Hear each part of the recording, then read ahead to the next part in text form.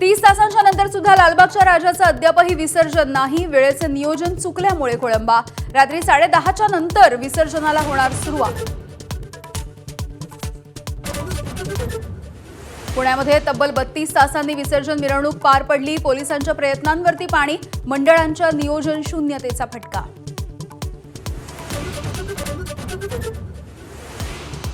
राज्यभरात गणेश विसर्जन मिरवणुकीला गालबोट, 15 जणांचा मृत्यू, अनेक जण जखमी।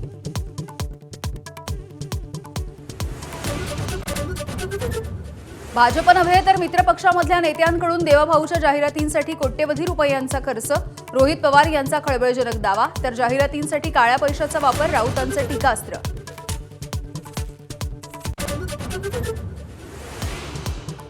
मराठा आरक्षणाच्या जी.आर. जरांगेंना आधीच माहीत होता। मराठा अभ्यासक संजय लाखेंचा गंभीर आरोप, जरांगे बुवाबाजी करत असल्याचाही दावा।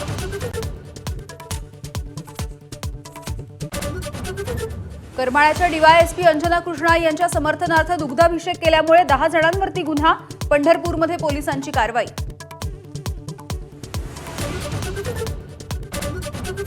राजकीय विजन वासामधील धनंजय मुंडेंकडून सामाजिक एकतेवरती पहिल्यांदाच भाष्य, बीडमध्ये पोलिसांना आडनाव लावता येत नसल्याची खंत, महापुरुषांना सुद्धा जातींमध्ये बांधल्याचा आरोप।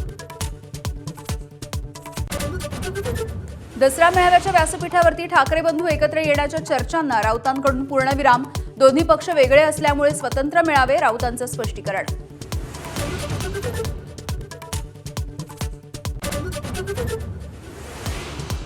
चंद्रग्रहणामुळे आज कोल्हापूरच्या अंबाबाईची आणि शेगावच्या गजानन महाराजांची शेजारती रद्द, शिर्डीच्या साई मंदिरामध्ये 1.25 तास आधीच शेजारती, तुळजाभवानीला सुद्धा ग्रहणाच्या काळात सोवळ्यामध्ये ठेवलं जाणार।